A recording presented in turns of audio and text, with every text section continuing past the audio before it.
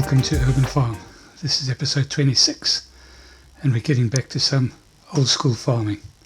So we bought field 6 for just over 81,000 euros, and we're going to put some wheat in there, and then we're going to put some barley in the field that we harvested a couple of episodes ago. So getting back to pretty much a bit of arable farming for this episode, getting back to our roots.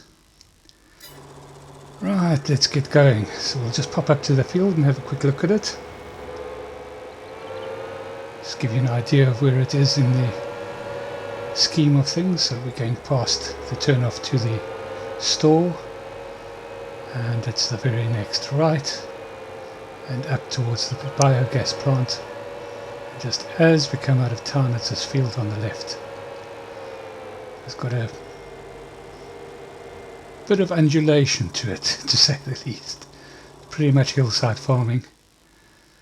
And as I said, we're going to put wheat in there, and then we'll go and put barley in the other field. Right, so let's go pick up the wet. I just realised I've just seen the guys from the lab. They were coming up to give me the results of the testing. So I forgot I had an appointment today. So upset I forgot about that, hitting the curbs. Yeah, so there we go. Pretty much all loam, a little bit of clay on the edges, but yeah, nice productive field. Right, so let's get back to where we were. Go and pick up those.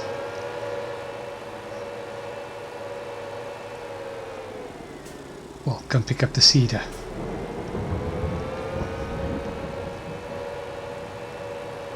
Still love this drive down the main road of the town, coming into our farm, through the houses. Never get tired of it. Right, here we go, cedar. I think it's still got a bit of seed and lime in it. Yeah, that should be enough to do that field. Right, let's get it back there, get started. Here we go. Back up at the field. And drop it down, and off we go. So I hope this tractor will make it on these slow, at least on these slopes. They're pretty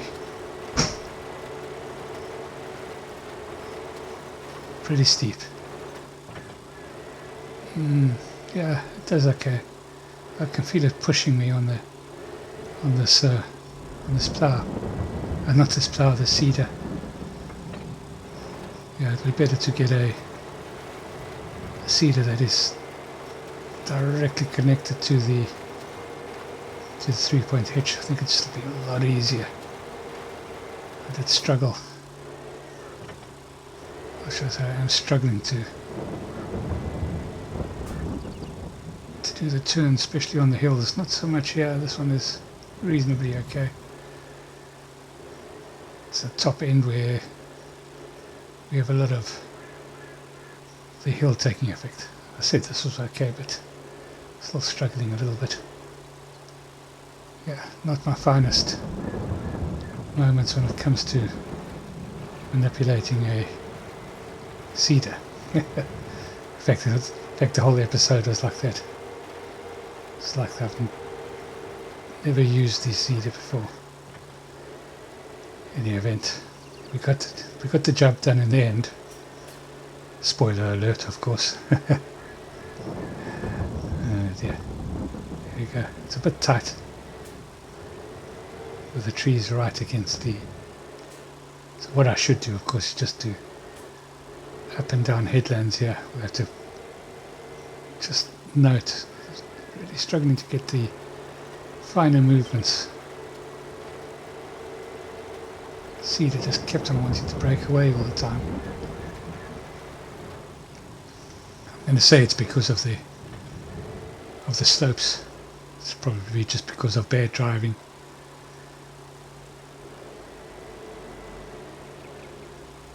Right, there we go.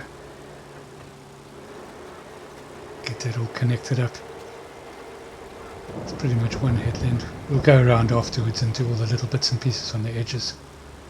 Just get it all tidied up. Yeah, so I think I mentioned in the last episode that we're going to concentrate on wheat crops, or flour crops should I say, so wheat and barley predominantly. So we're going to alternate the fields between wheat and barley. The arable farming may be a little bit boring, just that that's what we really need. And we need straw for the pigs, particularly as they grow, to produce manure. So eventually we can put manure on these fields. We've got to wait a bit for the pigs to grow on that though. And yeah, so just squaring this off a little bit just to make the seeding a little bit better. So we're just about finished now. I'm sure you noticed a couple of jump cuts in between there, just trying to give you a gist of the struggles that I had with the seeding. Not really major struggles, just slight frustrations that I just couldn't get it the way I like to do it when we're on fairly flat area. But yeah, such are the challenges of these types of maps. I love it. I actually love the frustrations, the struggle to try and get it right.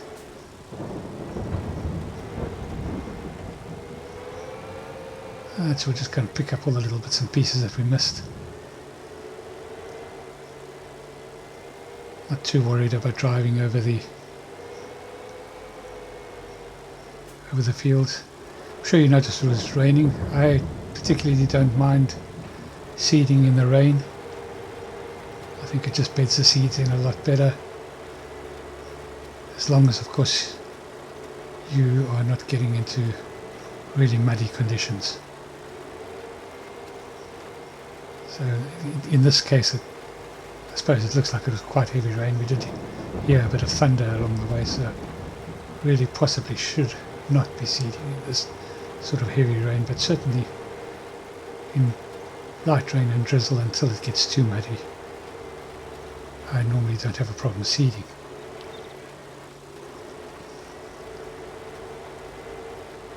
It just gives it that nice little bit of moisture, extra moisture, as the seeds go in as well. Particularly if it's fairly warm, it just helps a bit with germination. Right, so that's that field done. It's a wheat field. We can put barley in this field just to alternate the crop, because we had wheat in there last season, so we'll alternate between wheat and barley. Oops, here we go again. The edge is very tight to trees and such like, but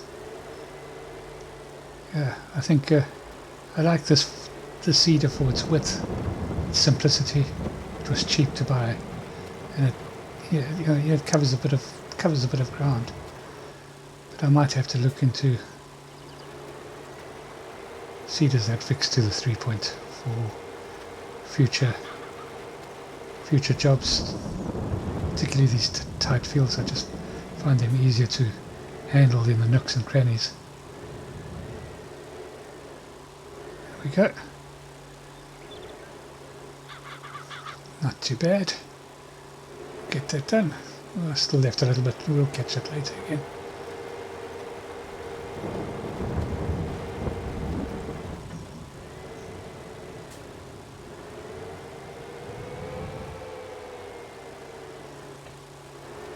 The slope is not so bad yet, so I'm not feeding it as much. Feeling a lot easier and a lot more comfortable with seeding in this area. It's just the normal little bits of trying to get the seeder into the right spots most of the time. But yeah, much easier on this slightly less severe slope. Oh, I've just noticed that we've run out of fertilizer. You can just see the lighter shade. So lift it up. Oh dear. So we'll just go and top up with seed. And we might have, we'll top with seed, but fertilizer is what we really needed. We'll top up with the fertilizer as well. It's always a little bit finicky because the two areas are so tight. Just struggling to find it a little bit. Let's get the manual out just to see exactly where it is. Yep, just got the manual out. Just connected up the manual to the little computer we've got in there, and it'll show us when we're ready to fill, and that made it a lot easier.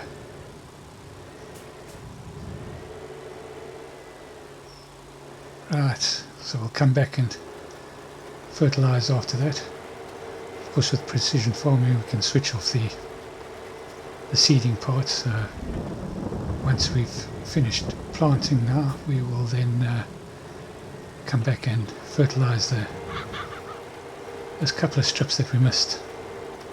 I think it's along the bottom here. You'll notice that you'll see the changing colour as we're going through.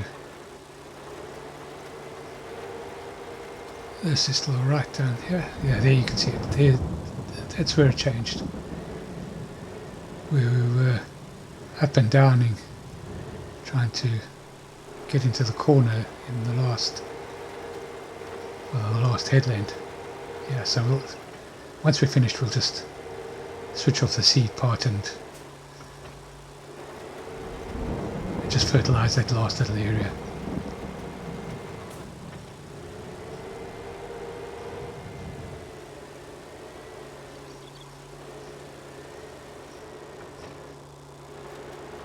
Yes, I'll do a bit of gap planting as well. It's like I call it, so easy swing around and then fill it in on the way down.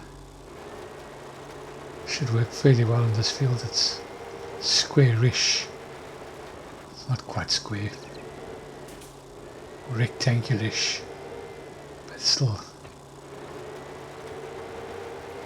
the sides are not of equal length.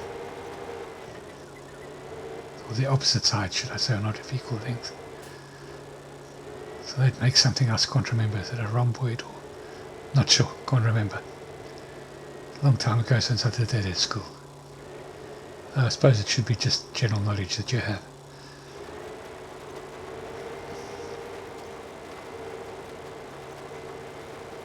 Yeah, so the seeding went a lot easier and a lot quicker. Oh, it's a lot smaller field, of course, than field 6.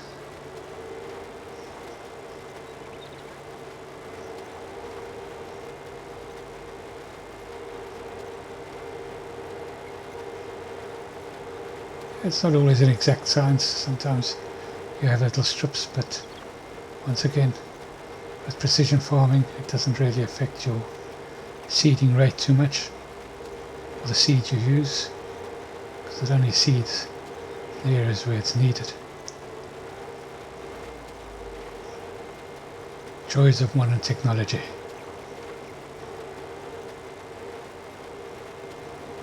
I actually enjoyed making this episode. It's nice to get back to some traditional farming.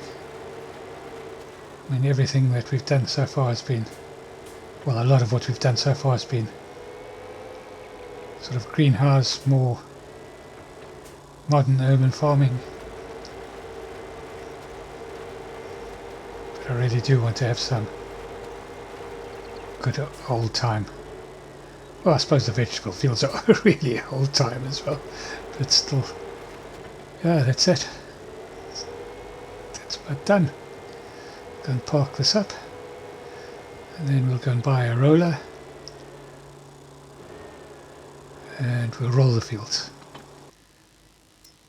Yeah, so I think we're going to get the Gutler, or Gutler, so I think it probably is. The Matador 610S. I like this. One of my favourite rollers, especially on small fields. Folds out nicely, nice and heavy. Connects directly to the tractor so you can get into the little corners quite nice and easily. And On the slightly bigger fields, the workers seem to like it. Well, I keep on forgetting that this one connects up from this side when we're in the store. There we go, that's it connected. And we'll get down to get the rolling done. Once the rolling's done, it's pretty much all the planting that we can do for today. There's going to have to be weeding done, spraying, so we'll probably spray those off in the next episode, maybe the episode after, certainly the next month. Once the seeds germinate and the weeds germinate, we'll spray them off so we can get the maximum benefit from precision farming. So unfold this and off we go. Just get this done. Oh, never see that. I've got to remember it. It catches me every time, that tree. Caught me when we were doing the seeding, caught me now when we do the rolling. Just can't see it. And I know it's tight there, but I want to try and get to the edge of the field. So, yeah.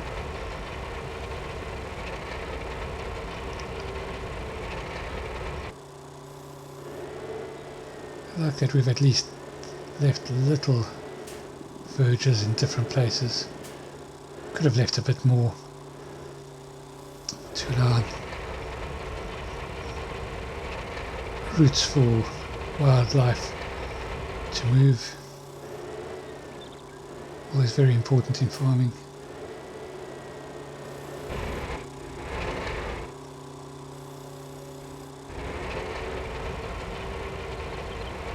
I mean, sometimes you don't want wildlife to move around, but you've got to allow it to, you know.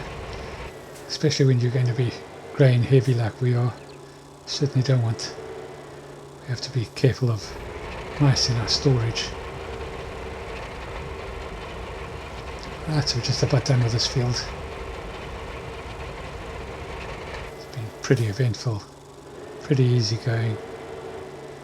We'll get this done, then we'll nip up to field 6 and go and roll that. Won't show you the whole operation of that, I'll just show you a little bit of it.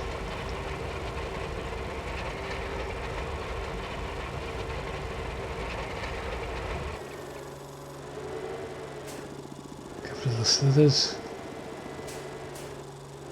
get those sorted out. Yeah, of course these are both slow growing crops, so we'll only see these well into next year to be harvested, but they're planted and they're done. Let's give you a bit of a side view of the tractor rolling. This Hurleyman has been a great find. Really worked well. It pretty much does all the jobs. And so far we haven't had the need to buy any additional tractors. We've been able to get through our work pretty much okay with this tractor and the other small electric tractor to pick up the little bits of slack here and there. But to be honest, that tractor is not 100% utilised at the moment, whereas this one is on the go all the time. As you can see, we're going to have to go and take it in for repairs a little bit, give it a bit of a good service. The other good thing with electrical vehicles, service costs are much lower. Well, I think that's where we're going to call it a day for this episode. Hope you enjoyed this old school episode, old school farming. We've got 2 fields ploughed, and not ploughed, planted, rolled. So thank you so much for watching. If you've enjoyed this episode, please like and subscribe. And we'll catch you in the next episode. Cheerio.